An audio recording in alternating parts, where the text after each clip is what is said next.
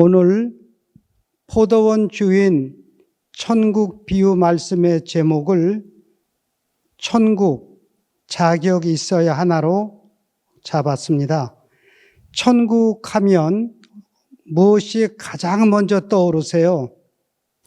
여러 가지가 있겠죠. 눈물이 또 아픔이 없는 곳, 또 하나님이 계시는 곳, 가장 아름다운 곳. 그러나 제게는 자격이었습니다. 천국 하면은 자격이 가장 먼저 떠올랐습니다. 나는 천국에 들어갈 자격이 있는가? 나는 하나님 앞에 나아갈 자격이 있는가? 그런데 오늘 이 비유의 말씀은 제게 자격 필요치 않아 하고 말씀하고 계십니다. 오늘 나누는 마태복음 20장 1절에서 16절 천국 비유 말씀은 마태복음에만 나오는 비유입니다. 잘 아시는 대로 마태복음은 유대 종교인들을 향한 복음서죠. 한글 개역 성경에 천국이라는 이 단어가 37번이 나오는데 그 중에 36번이 바로 이 마태복음에 나옵니다.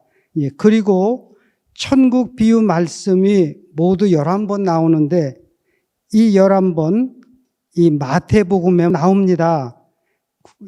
예수께서 많이 언급하셨다고 하는 것은 다르게 표현하면 이 종교인들은 천국을 모른다는 뜻이겠죠. 저에게도 가장 많이 혼돈되었던 곳이 바로 이 하나님의 나라 천국이었습니다. 마태복음 19장 14절, 마가복음 10장 14절, 누가복음 18장 16절에 공이 어린아이들이 내게 오는 것을 용납하고 금하지 말라. 천국은 이런 자의 것이라. 제가 알고 있는 천국 자격과 하나님이 말씀하시는 천국 자격은 분명하게 다릅니다. 자, 이제 저희가 본문 말씀을 함께 보시겠습니다. 1절, 천국은 마치 품꾼을 얻어 포도원에 들여보내려고 이른 아침에 나간 집주인과 같으니, 이 말씀을 짧게 줄이면 천국은 집주인과 같다. 그렇다면 집주인이 누구인지 알면, 또 집주인의 가슴을 알면 이 천국을 알 수 있겠죠. 1절 말씀을 보면 집주인이 하는 일은 품꾼을 얻어 자신의 포도원에 들여보내는 것입니다. 그래서 이 주인은 이른 아침 집을 나섭니다. 이 이른 아침에 이 말씀으로 이 주인의 마음을 알 수 있습니다. 이 주인은 품꾼들을 향한 절실하고도 간절함이 있기에, 즉 사랑 그리고 열정이 있기에 이른 아침 집을 이 주인은 나섭니다. 2절, 그가 하루 한 데나리온씩 품꾼들과 약속하여 포도원에 들여보내고, 이 주인은 품꾼들과 당시 하루 품삯인 한 데나리온을 약속하고 자신의 포도원으로 들였습니다. 그런데 여기서 특이한 것은 일에 대하여는 아무런 언급이 없다는 것입니다. 만약 예를 들면, 포도원의 일에 어떤 경험은 있어? 아니면 포도원에서 무슨 일을 제일 잘하오? 등등 이런 아무런 질문 없이 품꾼들을 자신의 포도원으로 들이는 이 주인의 모습이 제게는 좀 낯설게만 느껴졌습니다. 2절에 약속을 하면 비로소 관계가 시작되죠. 즉 주인과 품꾼과의 관계. 모든 품꾼들이 다 주인을 만나는 것은 아니죠. 오후 5시까지 기다렸던 품꾼들의 이야기가 바로 뒤에 나오지 않습니까? 주인을 못 만나면 그냥 하루 공치는 것이지요. 그러기에 이 이른 아침에 품꾼들은 주인과 약속하고 당당하게 약간의 그 감사의 마음을 가지고 포도원으로 들어갔을 것입니다. 3절, 또 제3시에 나가보니 장터에 놀고 있는 사람들이 또 있는지라. 이 3절의 말씀은 또로 시작하여 또로 마감됩니다. 또라는 단어 키워드라고 봅니다. 제3시는 지금 시각으로 오전 9시입니다. 이 주인이 이번에는 장터로 나갔군요. 여기서 장터라고 말씀하신 것을 보니 이 주인이 이른 아침에 나갔던 곳은 장터가 아닌 듯 싶습니다. 2절에서는 품꾼들이라고 표현하셨는데 3절에서는 그냥 사람들이라고 표현하셨군요. 놀고 서 있다? 영어 성경을 보니 nothing to do, 즉 품삯이 필요해 일하고 싶어도 일할 기회가 주어지지 않는 상황 속에 이 사람들을 이 주인은 만났습니다. 그래서 4절에 그들에게 이르되 너희도 포도원에 들어가라. 내가 너희에게 상당하게 주리라 하니 그들이 가고, 여기서 이 주인은 먼저 이들에게 한 말이 너희도 포도원에 들어가라. 품삯 흥정 없었습니다. 자격 능력 묻지 않았습니다. 이 주인이 품꾼을 찾는 목적이 만나는 품꾼들을 모두 자신의 포도원으로 들이려고 하는 것임을 우리는 알 수 있습니다. 1절에 들여보내려고, 2절에 들여보내고, 4절에 포도원에 들어가라. 그리고 난 후 내가 너희에게 상당하게 주리라. 액수의 언급이 없이 상당하게 주겠다고 하니 그들이 가고, 이 말씀을 통해 상당하게 주리라 하는 이 주인의 말에서 품꾼들을 향한 주인의 배려의 마음, 품꾼들을 대접하려는 이 주인의 마음과 이에 대한 품꾼들의 신뢰가 느껴집니다. 만약 품꾼들이 신뢰하지 않았다면 액수를 이야기해 주셔야 가든 말든 결정할 것 아닙니까? 일이 되물을 수도 있었겠지요. 그런데 그런 되물음 없이 이 사람들도 이 주인의 포도원에 들어간 것을 보니 주인의 말과 가슴을 신뢰했던 것 같습니다. 5절, 제6시와 제9시에 또 나가 그와 같이 하고, 제6시는 지금 시각으로 낮 12시, 제9시는 오후 3시입니다.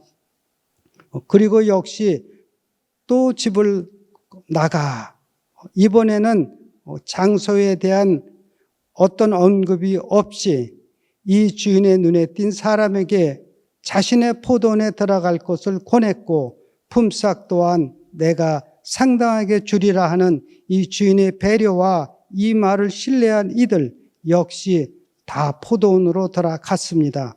이제 마지막 품꾼들에 대한 이야기가 나옵니다. 6절, 제11시에도 나가보니 서 있는 사람들이 또 있는지라 이르되 너희는 어찌하여 종일토록 놀고 여기에 서 있느냐. 제11시는 지금 시각으로 오후 5시입니다. 나가보니 서 있는 사람들이 또 있는지라. 오전 9시, 낮 12시, 오후 3시, 그리고 오후 5시, 이 주인의 눈에 가족의 생계를 위해 일하고 싶어도 기회가 주어지지 않는 사람들이 보인 것이지요. 그래서 이들에게 어찌하여 종일토록 놀고 서 있느냐. 주인의 안타까운 연민의 물음입니다. 여기서 놀고 무슨 플레이 게임 했다는 것이 아닌 nothing to do의 상황입니다. 그리고 이 주인의 종일토록이라는 이 표현에서 오후 5시에 품꾼을 찾아 나간 장소가 오후 3시에 나갔던 장소와는 다른 장소임을 우리는 알 수 있습니다. 품꾼들을 자신의 포도원으로 들이기 위해 전심, 올인하고 있는 집주인의 모습을 저희는 봅니다. 7절, 이 주인의 물음에 품꾼들이 이르되 우리를 품꾼으로 쓰는 이가 없음이니이다. 이르되 너희도 포도원에 들어가라 하니라. 품꾼들의 대답, 이유가 분명합니다. 우리를 품꾼으로 쓰는 이가 없음이니이다. 이를 위해 품꾼들이 할 수 있는 일 아무것도 없겠지요. 깊은 절망만이 이들을 누르고 있을 때 포도원, 너희도 포도원에 들어가라. 그 다음에는 이전의 경우들과 마찬가지로 내가 상당하게 주리라. 이 오후 5시 품꾼들은 물으나 마나 당연히 포도원으로 들어갔죠. 일단 얼마가 될지 모르지만 품삯을 받을 수 있는 그 기회를 만난 것입니다. 그 늦은 시각에 어느 누가 이들에게 기회를 주겠습니까?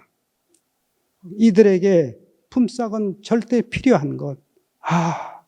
오늘도 어제도 공쳤는데 오늘도 공치려나? 식구들은 어쩐다? 깊은 절망이 이들을 내리 누르고 있을 때 이 주인의 포도원으로 들어가라. 내가 상당하게 주리라.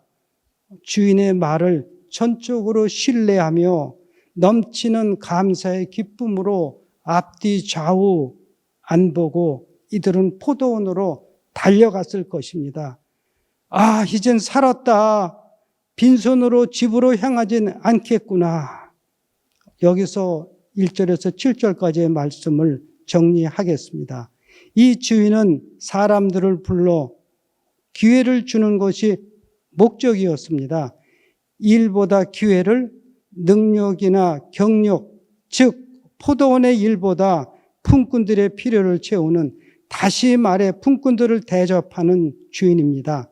이런 주인을 만나면 그야말로 기쁨의 창가가 터져 나오겠죠. 이제 무대는 포도원으로 바뀝니다. 8절, 저물매 포도원 주인이 청지기에게 이르되 품꾼을 불러 나중 온 자로부터 시작하여 먼저 온 자까지 삭슬 주라 하니. 왜 나중 온 자부터 먼저 주라고 했을까? 당연히 질문이 생기죠. 우리는 알게 모르게 이 순위에 대한 어떤 고정관념 같은 게 저희는 가지고 있습니다. 예를 들면 높은 사람부터 먼저, 연장자부터 먼저, 또 고참부터 먼저 등등. 그런데 필요에 따른 먼저, 이것을 저희는 배려라고 하는데 이런 모습 흔히 볼 수 없습니다. 이런 모습 점점 보기 힘들어집니다. 자동차 운전을 해보시니까 잘 아실 겁니다. 서로가 서로에게 배려하는 모습 자꾸 보기 힘들어집니다. 여기 있는 5차례의 품꾼들 중에 배려를 받아야 할 품꾼들은 몇 시에 들어온 품꾼들일까요? 네, 5시에 들어온 품꾼들이죠. 이들은 일을 하면서도 얼마나 받을 수 있을까? 식구들 한 끼라도 제대로 먹게 할 수 있을까? 이제 이 주인의 배려로 오후 5시에 들어온 품꾼들부터 품삯이 지불됩니다. 이 비유의 하이라이트죠. 9절에 제11시에 들어온 자들이 와서 한 데나리온씩 받거늘. 제11시는 지금으로 말하면 오후 5시, 1시간 일한 품꾼들 품삯에 대하여 가장 불안해했던 이 품꾼들에게 한 데나리온의 품삯이 지불됩니다. 아마도 거기에 있는 모든 품꾼들이 놀랐을 것입니다. 특히나 1시간 일하고 하루 품삯을 받은 이 나중에 들어온 품꾼들은 더욱더 크게 기뻤을 것입니다. 자기 가족들에 대한 안도는 물론 주인의 선처에 감사, 감동, 감격, 그 자체였을 것입니다. 그런데 10절, 먼저 들어온 자들이 와서 더 받을 줄 알았더니 그들도 한 데나리온을 받은지라. 먼저 온 자들이 더 받을 줄 알았겠죠. 당연한 생각입니다. 저부터도 이리 생각했을 것 같아요. 그런데 문제는 더 받을 줄 알았는데 한 데나리온만 받은 것입니다. 이른 아침에 품꾼들, 가장 먼저 들어온 품꾼들 2절에 약속하여 무엇을 약속했습니까? 하루 한 데나리온씩, 즉 오늘 하루뿐 아니라 앞으로도 계속 한 데나리온이 약속된 것이지요. 그러나 상황에 에고 때문에, 비교의식 때문에 주인과의 약속은 이미 날아가 버린 것이지요. 눈앞에 손해 이익 상황에 감사하고 뭐고, 주인이 우리를 뭘로 본 거지? 아니 이래도 돼? 오전 9시, 낮 12시, 오후 3시 품꾼들의 경우 하루 품삯에 못 미치는 일을 했음에도 하루 품삯을 받았으면 자신 것에 감사는 물론 주인의 은혜에 중심에서의 감사, 너무도 당연한 것 아닌가요? 그런데 당연한 것이 당연하게 여겨지질 않고 악한 쪽으로 흐릅니다. 드디어 일이 터지고 말았습니다. 11절, 받은 후에 집주인을 원망하여 이르되, 일단 자기 품삯을 챙긴 후에 조금 비겁하다는 생각도 듭니다. 원망하면 떠오르는 사건이 있지요. 출애굽기 16장 8절 후반, 모세가 이스라엘 백성에게 여호와께서 여호와를 향하여 너희가 원망하는 그 말을 들으셨음이라. 우리가 누구냐? 너희의 원망은 우리를 향하여 함이 아니요 여호와를 향하여 함이로다. 출애굽 광야 여정의 이스라엘 백성, 이들은 결국 약속의 땅에 못 들어가고 광야에서 다 죽었습니다. 원망의 결과이죠. 11절을 다시 보면 집주인을 원망하여 이르되, 이들이 원망을 누구에게 했습니까? 집주인에게 했습니다. 그런데 1절에 천국은 마치 집주인과 같으니, 결국 이들이 집주인을 원망한 것은 천국을 향한 원망이었습니다. 이들은 천국에 합당한 자가 아님을 여기서 우리는 만나게 됩니다. 12절, 나중온 이 사람들은 1시간밖에 일하지 아니하였거늘 그들을 종일 수고하며 더위를 견딘 우리와 같게 하였나이다. 원망에 대한 품꾼들의 불만이 나옵니다. 결론은 우리는 하루 종일 어려운 환경에서 수고했는데 저들은 1시간, 그것도 더위가 가신 후에, 그런데 저들을 우리와 같게 대우한다? 이거 not fair입니다. 공평치 않습니다. 즉 단절인 비교의식, 손익계산, 보상주의에 기인한 원망. 주인이 왜 이리 했을까 하는 생각조차 없는, 그런데 만약 여기서 오후 5시에 들어온 사람들이 지금 원망하고 있는 품꾼들의 자식이었다면 똑같이 이런 원망 그리고 불평했을까요? 기뻐서 난리가 났겠지요. 주인을 향한 감사와 은혜로 그야말로 모두가 하나가 된 기쁨의 축제의 자리가 되었을 것입니다.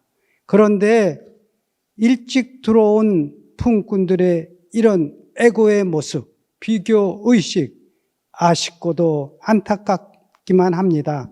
13절, 주인이 그 중에 한 사람에게 대답하여 이르되, 친구여, 내가 네게 잘못한 것이 없노라. 네가 나와 한 데나리온 약속을 하지 아니하였느냐. 여기서 주인과 한 데나리온 약속한 그 주어가 유입니다. 네가 나와. 아마도 품꾼들이 한 데나리온을 주인에게 제시했고 또 주인이 이것을 받아들인 게 아닌가 합니다. 또 여기서 저희가 말씀 만나기 위해서 몇몇 그 성도님들이 친구요 하는 거에 이렇게 어텐션을 하셨는데 여기에서 말하는 친구요 하는 그 의미하고 요한복음 15장에서 예수님이 친구라고 하는 그 개념하고는 그 의미하고는 완전히 다른 의미입니다.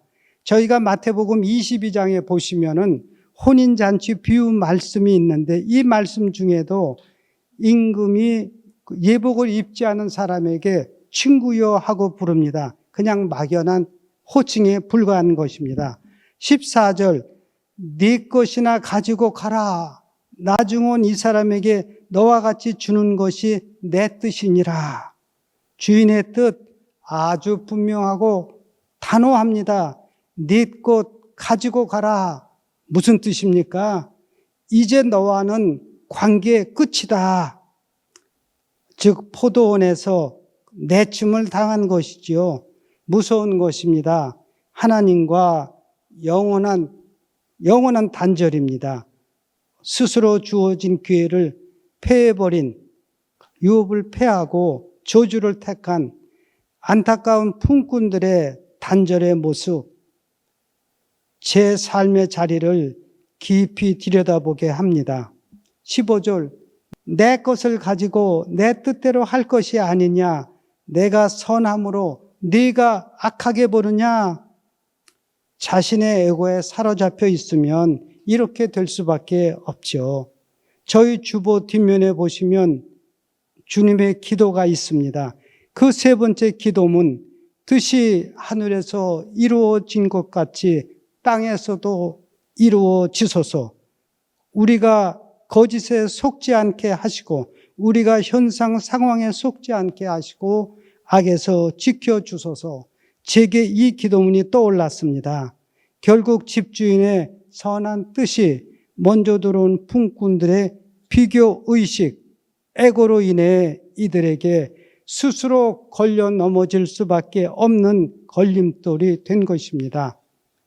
16절 이와 같이 나중된 자로서 먼저 되고 먼저 된 자로서 나중되리라.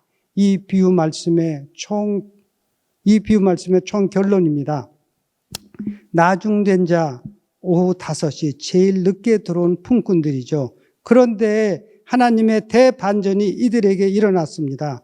전적인 하나님의 은혜이고 하나님의 뜻입니다.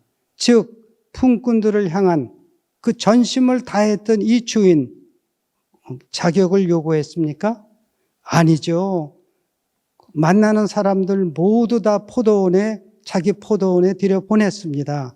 그것도 품삯을 지불하시면서 자격, 경험, 능력 묻지 않았지요. 그럼 무엇이 필요한가요? 제가 만난 것은 누림입니다. 제가 처음 시작할 때 난 천국에 들어갈 자격이 있는가? 그런데 이 질문보다는 나는 지금 천국을 누리고 있는가? 하는 질문이 더 적절했을 것입니다. 이른 아침 품꾼들, 하루 종일 포도원과 그 포도원의 일을 누리며 이따금 자신들보다 늦게 들어오는 품꾼들, 그리고 그 품꾼들을 데리고 오는 그 주인에게 따뜻한 미소를 던지며 웃음을 지었다면 그야말로 가장 긴 그 포도원에서의 그 누림의 시간들, 그 기회를 자신들의 비교의식으로 말미암아 헛되게 버리고만 이 품꾼들, 자신들은 저들보다 더 많이 수고했고 더위에 견디었다. 그런데 품삯은 똑같다. 이것에 종이 되어 하나님의 약속을 떠내려 보낸 먼저 들어온 품꾼들 아쉽고 안타깝습니다. 하나님과 이웃을 누리는 것, 자신들의 가슴으로 다른 이들을 기뻐하는 것, 즉 하나가 되는 것, 절대 제스처가 아닌 중심의 진실에서 천국을 누리는 자와 그 누림의 기회를 스스로 버린 자로 쫓겨남을 당하는 이 안타까움, 저는 물론 저희 모두가 천국을 누리는, 이웃을 온전히 누리는 성도님들이 되시기를 저는 소원합니다. 이제 제 인생의 마지막 좌표를 찍습니다. 천국 누림이 1820 데일리 브레드를 통해 저에게 실제가 되기를 바라보며 저를 위해 꼭 기도해 주십시오. 마태복음 22장 14절 이 말씀으로 제 나눔을 마치겠습니다. 청함을 받은 자는 많되 택함을 입은 자는 적으니라. 나눔 가이드. 나는 오늘도 주어진 곳에 상황적 감사를 하는가? 중심의 진실로 감사를 하는가? 두 번째, 나는 나의 티끌성을 느끼고 있는가? 느끼고 있다면 이웃을 어떤 모습으로 대하고 있는가? 기도하겠습니다.